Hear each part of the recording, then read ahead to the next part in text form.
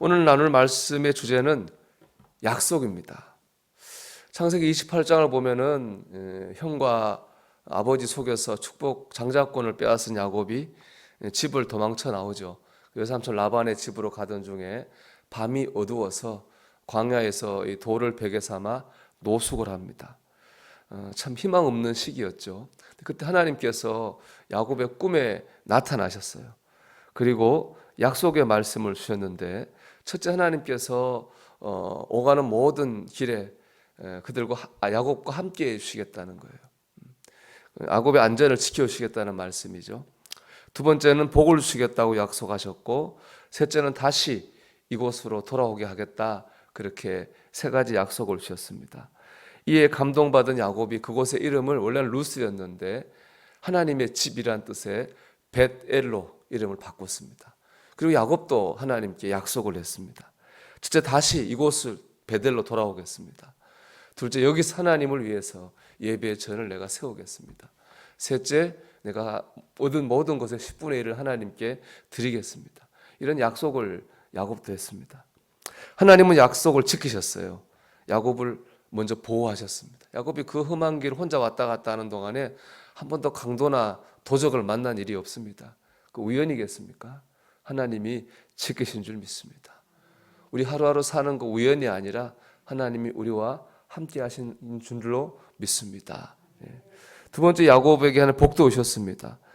외삼촌 라반의 집에 갈 때 야곱 빈털털이었거든요. 그런데 20년 지나면서 큰 가족도 이루고 재산도 이루었습니다.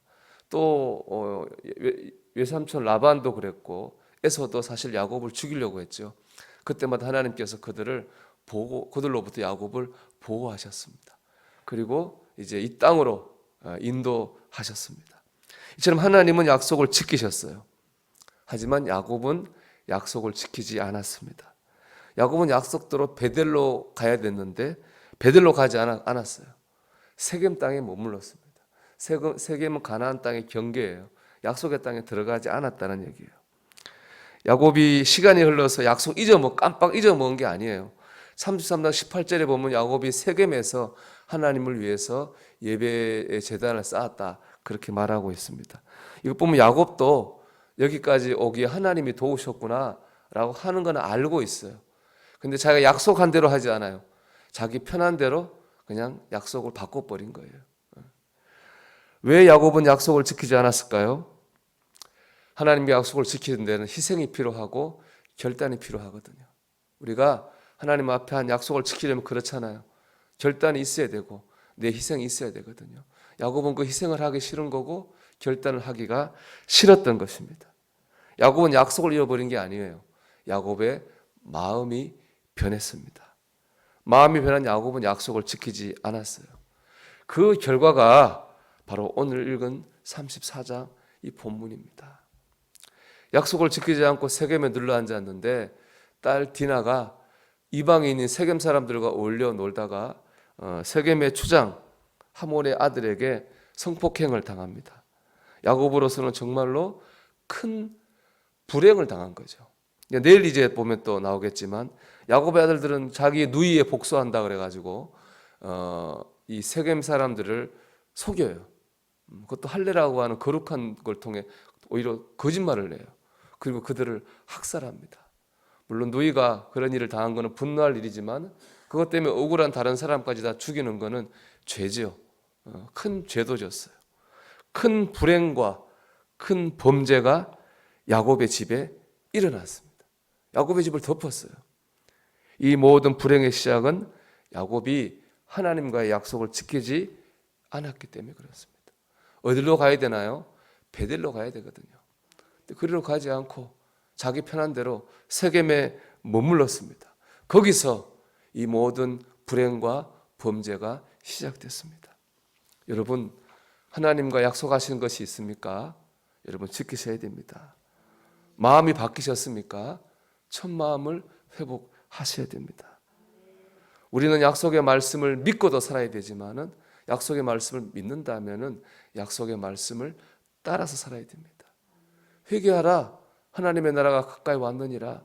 우리 범죄하였으면 회개해야 합니다.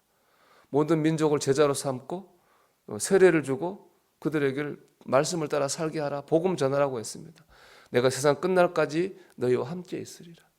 우리 하나님과 약속의 말씀을 붙들고 지키고 그때 첫 마음을 가지고 살아야 됩니다.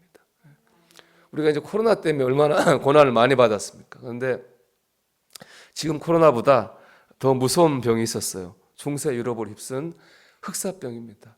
이 흑사병 때문에 유럽 인구가 무려 4분의 1이 죽었다고 하니까 이 병이 얼마나 무서운 병인가 하는 걸 알 수 있는데, 이렇게 흑사병이 유럽을 휩쓸 때에 독일 남쪽에 있는 오버라 머가우라고 하는 마을에서 있었던 일입니다. 한 청년이 외지로 나갔다 오면서 이 흑사병을 옮겨서 온 거예요.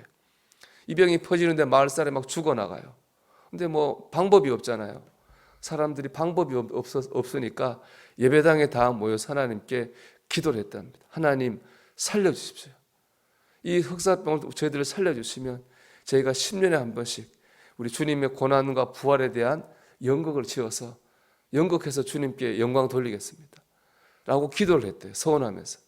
거짓말처럼 흑사병으로부터 그 다음 날부터 죽는 사람이 한 명도 없어요.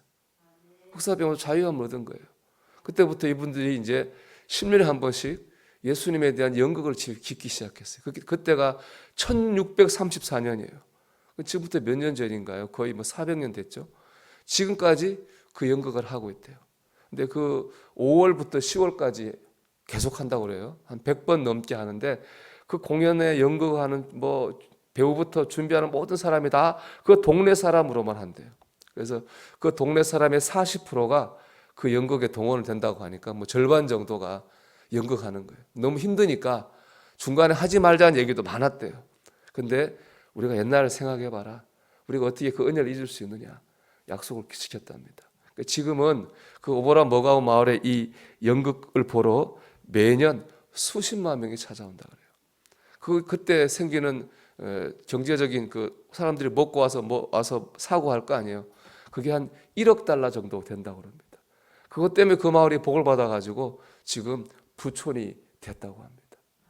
하나님 앞에서 드린 약속을 지켰더니 하나님께서 몇 배의 축복을 주셨습니다. 여러분 힘들어도 하나님과 한 약속은 지켜야 됩니다. 옛날에 그 순수했던 마음을 여러분 기억하시고 하나님 앞에 하나님 내가 영광 위에 살겠다고 했던 그 마음을 붙잡으십시오. 그 마음이 오늘 힘들어도 다시 우리를 복되게 하는 축복의 통로가 될 줄 믿습니다. 오늘도 신실하신 하나님 앞에서 신실하신 하나님의 백성으로 살아가는 성도들이 되시기를 주님의 이름으로 축원합니다.